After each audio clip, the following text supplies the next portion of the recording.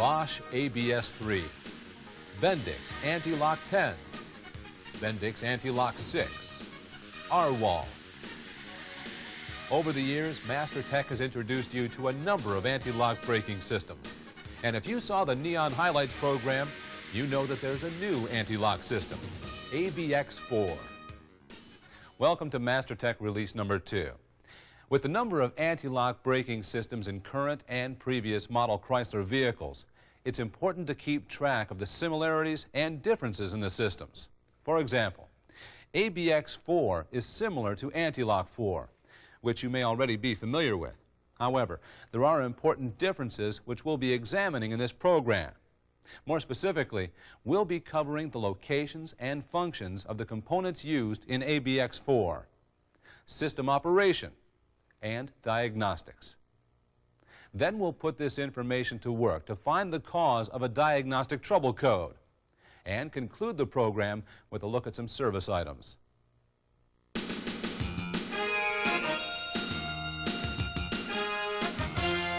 The base brake system on a Neon with ABX-4 functions in the same way as the brakes on a non-ABS Neon.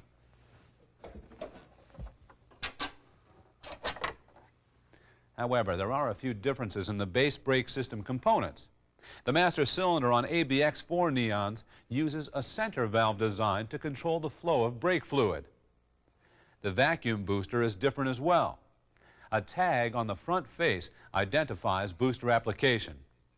The sales codes on the tag are related to the general configuration of the brake system. In addition to the 13-inch front disc rear drum configuration, as the model year progresses, a 4-wheel disc and a 14-inch front disc rear drum configuration will become available. This affects parts applications, so be sure to match replacement parts to the Neon you're working on. As in other anti-lock systems, the proportioning valves are located on the hydraulic control unit. The anti-lock brake controller, also referred to as the cab, is located under the left side of the instrument panel. As with other systems, one of the controller's jobs is to determine when anti-lock braking is required and to regulate brake pressure accordingly. The controller also performs a number of diagnostic functions, covered in detail later in this program. If the controller can be considered the brain of the ABX-4 system, the hydraulic control unit, or HCU, is its heart. The HCU, located under the master cylinder on the left frame rail, contains a number of components which operate during an ABS stop. The hydraulic control unit includes 4 decay solenoids, which allow the controller to reduce pressure acting on the wheel brakes. 2 sumps, which receive fluid from the decay solenoids. 2 pumps, one on each side, driven by a single motor, which allow pressure to build at the wheel brakes. And 4 shuttle valves, which control the build pressure provided to the wheel brakes. The ABX-4 system does not use high-pressure accumulators. Mounted on the HCU is a relay box containing the system relay and pump motor relay, both of which are activated by the anti-lock brake controller. The system relay provides power to the decay solenoids and the pump motor relay coil. The pump motor relay provides power to the pump motor. The relay box also contains a diode for ABS warning lamp operation, which we'll discuss later. The ABS warning lamp is located in the instrument cluster. Its job is to warn the driver of an ABS malfunction. The red brake warning lamp indicates parking brake application or a malfunction in the base brake hydraulic system. By the way, the Neon base brake system doesn't use a pressure differential switch. To warn of low brake fluid, this system uses a low brake fluid level switch located on the master cylinder reservoir.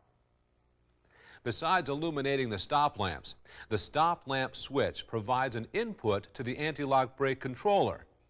This input helps the controller detect impending wheel lock earlier. As you know from studying other 4-wheel anti-lock brake systems, the controller detects impending wheel lock through tone wheels and wheel speed sensors. And as with most other anti-lock systems on front drive vehicles, On the Neon, the front tone wheels are part of the outer constant velocity joints, and the wheel speed sensors are mounted to the steering knuckles. The rear tone wheels are part of the rear hub and bearing assemblies.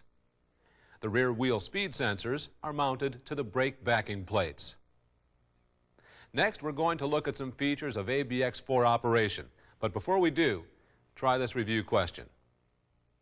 Which of the following components is not located in the hydraulic control unit? A. Decay solenoids. B. Pump. C. Fluid level switch. Or D. Shuttle valves. The answer is C. The fluid level switch, which is located in the master cylinder reservoir on both non-ABS and ABS-equipped vehicles.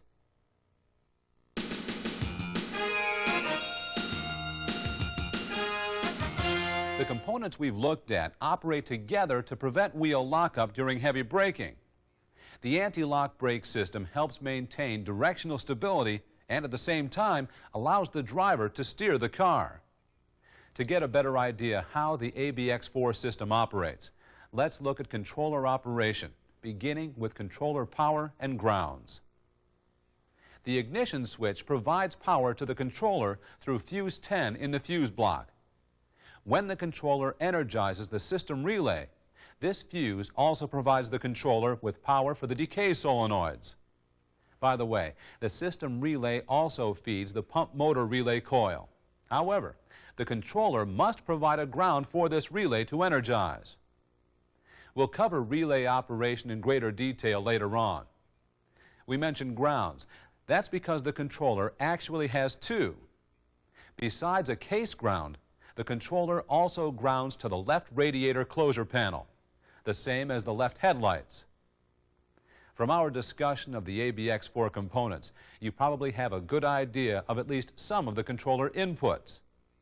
They include the signals from the individual wheel speed sensors and a stop lamp switch. The data link connector input allows communication with the scan tool, and the pump motor monitor allows the controller to check the pump motor operation. We already mentioned some of the controller's outputs, although we didn't specifically refer to them as outputs. They include power for the system relay, and a power circuit for each decay solenoid, a ground for the ABS warning lamp, and a ground for the pump motor relay coil. The data link is also an output. In fact, it is a bidirectional circuit, which it shares with the data link input. The discussion of controller operation probably gave you a rough idea of how the system and pump motor relays operate.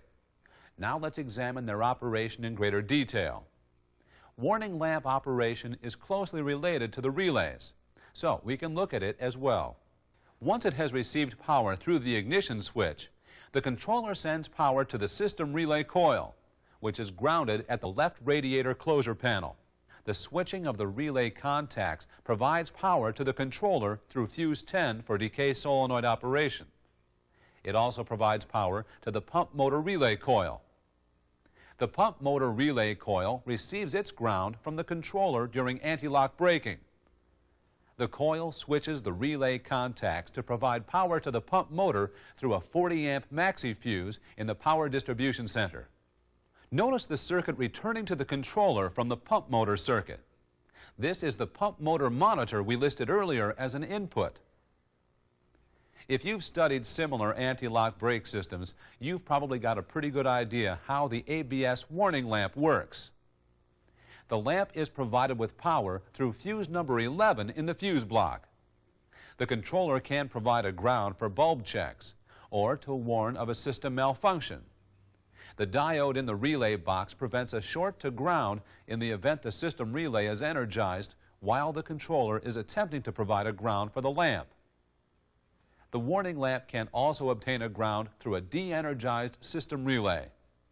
This provides a warning in the event the controller does not provide a ground for the lamp. Compared to hydraulic control units used in other anti-lock brake systems, the ABX-4 HCU is simple in operation. When activated by the controller for anti-lock braking, The 4 decay solenoids interrupt brake pressure and route fluid from the wheel brakes to the sumps. One thing to keep in mind about decay solenoid operation is that while the front solenoids are controlled independently, the rears are controlled together. The solenoids are grounded at the left radiator closure panel. The HCU motor uses a cam to drive 2 pump pistons. Tuning chambers dampen the pump pulses.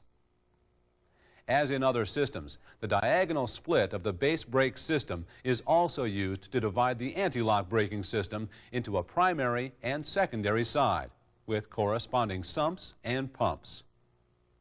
As mentioned earlier, the shuttle valves control the build pressure provided to the wheel brakes. Sometimes this involves controlling pump flow to both the wheel brakes and master cylinder. At other times, the shuttle valves control flow from the master cylinder to the wheel brakes. Pump pressure overcomes spring pressure to move the shuttle valves. The pump is activated any time anti-lock braking is required. Once it reaches the shuttle valves, fluid from the pump passes through a series of orifices and check valves. These provide the wheel brake with regulated amount of fluid when the decay solenoid is de-energized. If the decay solenoid is energized while the pump is activated, brake fluid from the pump is diverted to the master cylinder through the shuttle valve. The check valves and orifices also control fluid flow to and from the master cylinder, which affects pedal movement. Now that we've seen how individual components operate, let's look at the sequence of events as ABX-4 operates to counter impending wheel lock in a left front wheel. The left front wheel speed sensor indicates excessive deceleration of the wheel. As a result, the controller determines impending wheel lock at that wheel and activates the decay solenoid for the left front wheel brake. Once the decay solenoid is energized, the left front brake is isolated from master cylinder pressure, and fluid from the brake is routed to the sump.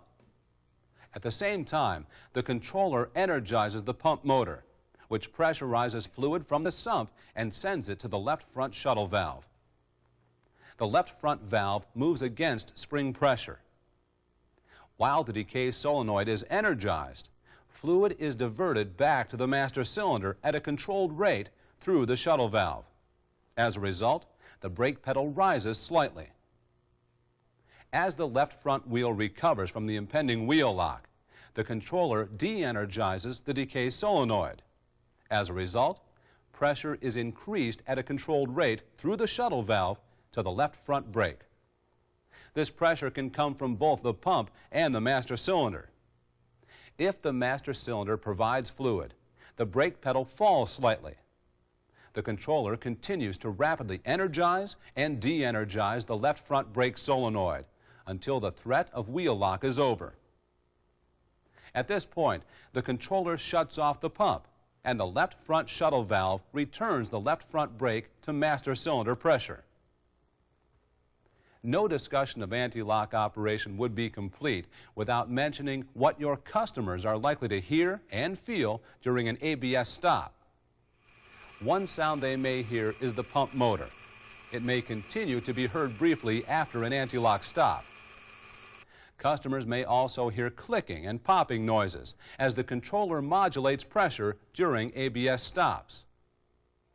Pedal pulsation is also a normal part of ABX-4 operation. Pedal pulsation results from pedal rise during decay and pedal fall during build. Keep these normal operating characteristics in mind if a Neon is brought in with a complaint of noise or pedal feedback during ABS braking. And now, before we move on to diagnostics, let's try another review question. The pump motor relay coil is energized anytime it is provided with A, power from the controller, B, power from the system relay, C, a ground from the controller, or D, power from the ignition switch. The answer is C. Although the relay coil receives power from the system relay, it is not energized until it receives a ground from the controller.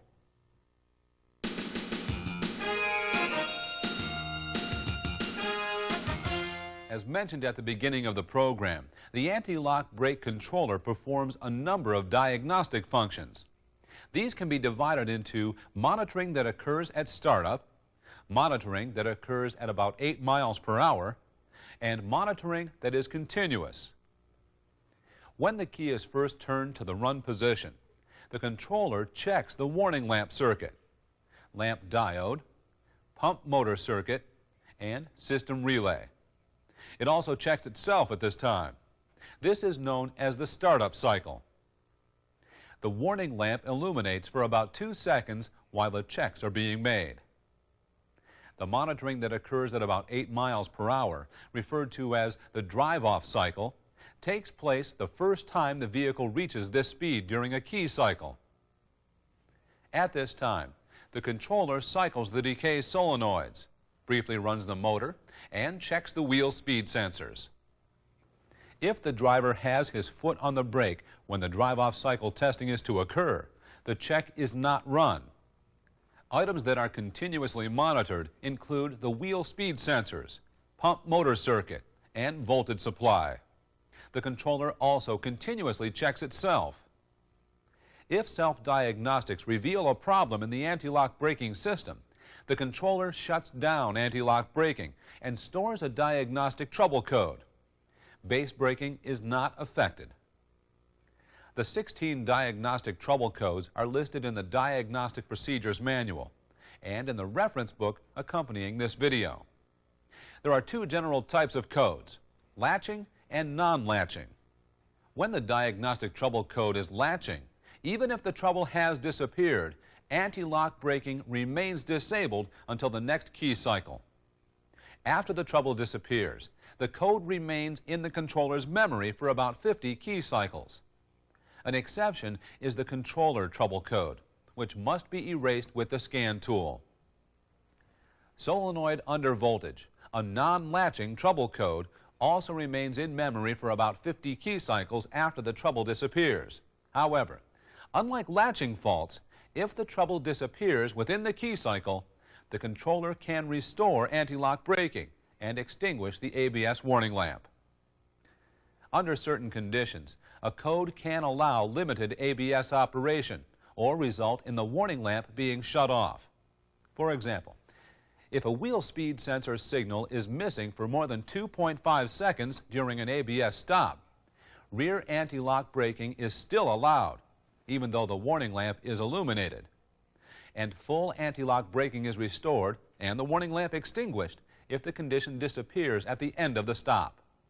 We mentioned that the Diagnostic Procedures Manual lists the diagnostic trouble codes, but it also points out when circuits are monitored and how codes are set. In addition to its description of codes and system operation, the General Information section details component location and identifies terminal locations. Like other diagnostic manuals, most of the general troubleshooting section is divided into procedures which correspond to a particular trouble code. Be sure to perform the steps in Test 1A before proceeding to the other tests. One of the steps allows you to determine if the stop lamp switch is providing an input to the controller. This is important since the controller does not store a code if this signal is missing. Like the Diagnostic Procedures Manual, the DRB3 scan tool is an essential piece of diagnostic equipment. When you watched last month's program, you learned about some of the features of this new scan tool. When you use it on ABX-4, this scan tool can provide you with a lot of information. Under Read DTCs, you can, of course, retrieve and erase diagnostic trouble codes. Codes can also be erased with a selection we'll be covering later. Under Sensor Display, you can obtain wheel speed sensor readings in miles per hour, as well as voltage readings for relays, the stop lamp switch, and the warning lamp. With the Inputs-Outputs display, you can tell whether a number of components are on or off. This selection can also indicate whether solenoids are in a build or decay position. Under Actuators, the first page allows you to activate the warning lamp, system relay, or pump motor relay, individually or all at once. It also allows you to activate individual decay solenoids, while the second page, hydraulic actuators, includes solenoids and pump motor operation, so that you can simulate anti-lock braking in individual brake circuits. Remember when we told you that diagnostic trouble codes can be erased using a different selection than read DTCs? It's here under Miscellaneous. Also located here is a bleed brake selection, which we'll talk about when we discuss service. The data link connector is located under the instrument panel near the steering column. It's the new type of connector required by the OBD2 diagnostics, which we discussed last month. Next, we'll cover using the DRB3 scan tool to find the cause of a trouble code. But before we do, you guessed it, another review question. You may want to look at the general information section of the Diagnostic Procedures Manual to help you with the answer. Which of the following trouble codes might accompany an ABS warning lamp that blinks intermittently during a key cycle? A. Modulator circuit. B. System relay circuit. C. Pump motor circuit. Or D. Solenoid undervoltage. The answer is D. Solenoid undervoltage. This is a non-latching fault. As a result, it's possible for the warning lamp to go out and come back on again during a key cycle.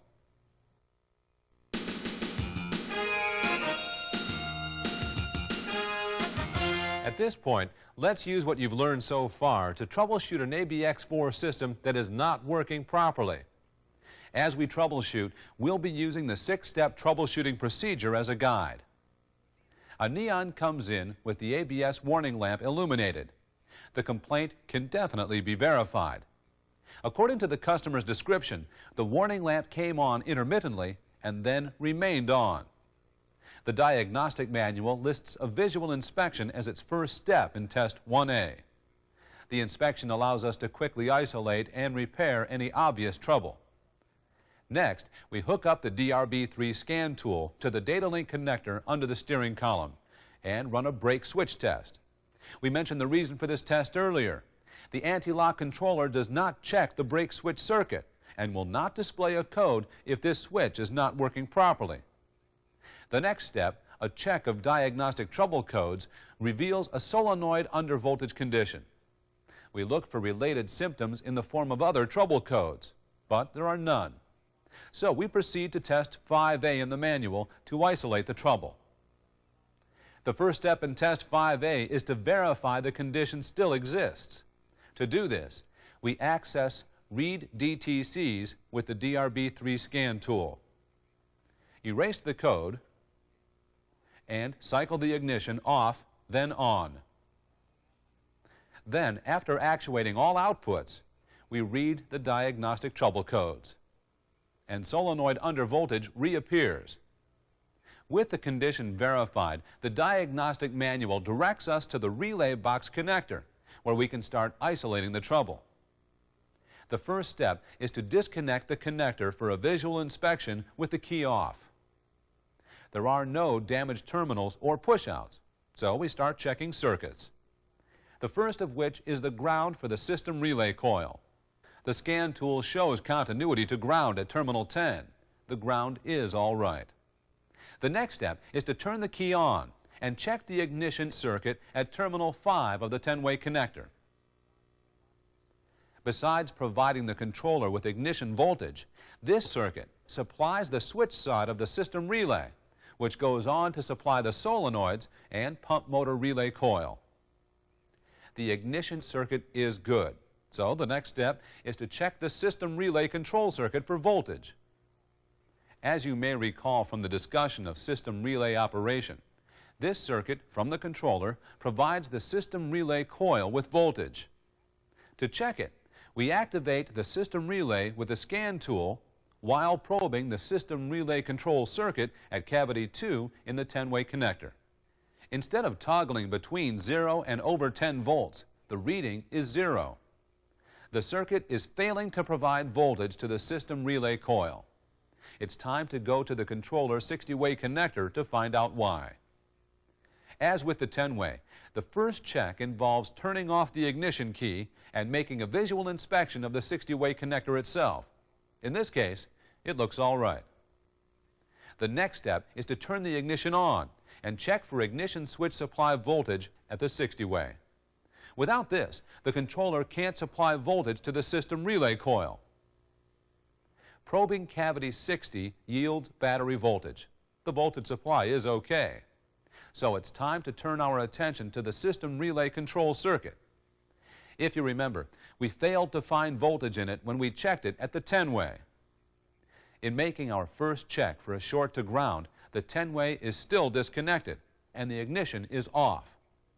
We probe cavity 57 in the 60-way with one lead of the scan tool ohm meter while grounding the other lead.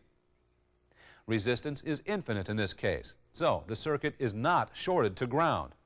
Time to check it for an open. To do this, we reconnect the 10-way and once again probe cavity 57 with an ohm meter lead while connecting the other lead to ground. Resistance is still infinite. With the 10-way connected, this indicates an open in the system control circuit.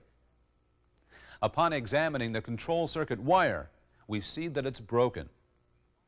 That brings us to the final steps of the 6-step troubleshooting procedure, repairing the trouble and verifying the repair. After soldering the wire ends and protecting the splice with shrink wrap, we proceed to the verification procedure in the diagnostic manual. With the 60-way connector reconnected, we now turn the ignition on again, then actuate all outputs for 15 seconds, and each hydraulic circuit for 10 seconds. After accessing the diagnostic trouble code selection, we failed to find any trouble codes present. The repair is complete. Next, we're going to cover a few service items you'll need to keep in mind when working on the ABX-4 system. But before we do, let's try another review question. What is the purpose of the highlighted circuit between the anti-lock brake controller and the 10-way connector? The highlighted circuit is the system relay control circuit.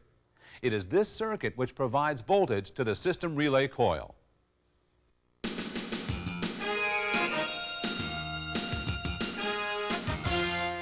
In this segment, we're going to look at a few service items on Neon ABX-4. Some of these are the same as on earlier systems and bear repeating. Others are unique to ABX-4. First of all, since the Neon anti-lock system lacks high-pressure accumulators, you do not need to depressurize the system with the brake pedal to check the brake fluid level in the master cylinder reservoir. The fluid level should be between the minimum and full marks on the reservoir. And by the way, use only brake fluid that conforms to DOT3 specifications, such as Mopar brake fluid. If you've bled the brakes of vehicles with anti-lock 4 in the past, you're going to notice some changes with ABX-4. As with anti-lock 4, the first step is to bleed the base brake system. Unlike anti-lock 4, on ABX-4, base brake bleeding can be done manually or with a pressure bleeder. After bleeding all 4 brakes, you need to bleed the HCU. This is easy on the ABX-4 system. With the scan tool, simply access Miscellaneous under the ABX-4 selection and initiate bleed brakes while maintaining firm pressure on the brake pedal. There are no HCU bleed screws to open and close. After this, you'll need to bleed the base brakes again to work out any air expelled from the HCU. If there is a lot of air in the system, you'll need to repeat the bleeding procedure until all of the air is expelled. Keep in mind that bleeding the HCU is normally not necessary after base brake system repairs. Usually it is necessary only when the HCU is replaced.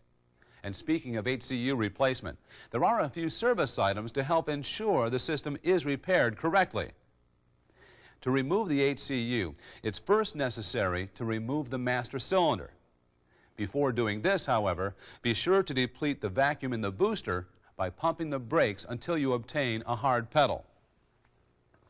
If you don't deplete the vacuum, it could suck contaminants into the booster upon master cylinder removal. The next item concerns the vacuum seal between the booster and the master cylinder push rod. This seal must be replaced any time you remove the master cylinder. To remove a seal that has remained with the booster, carefully insert a screwdriver between the vacuum booster push rod and the seal. Throw the seal away so that you don't reuse it. To ensure the new seal is installed correctly, be sure to follow the procedure in the anti-lock brake section of the service manual. The final service item pertains to the relay box on the HCU. Individual relays and the warning lamp diode cannot be serviced separately. The relay box is replaced as a unit. Now that we've covered some service items, try a review question to see how much you remember. When bleeding brakes on a Neon equipped with the ABX-4 system, the first step is to A. Access bleed brakes with the DRB3 scan tool. B. Bleed the base brake system at the wheel cylinders. C. Bleed the HCU at the HCU bleed fittings. Or D. Pump the brakes until booster vacuum is depleted. The answer is B. Bleed the base brakes at the wheel cylinders. Then, if necessary, you can bleed the HCU using the DRB3 scan tool. If you're familiar with other Chrysler anti-lock braking systems, you really shouldn't have trouble with ABX-4. It's a relatively simple system, and diagnosis and service are fairly straightforward. The hardest part may be keeping track of the differences between its features and those of other systems. That about wraps up this month's program. We'll see you next month on MasterTech.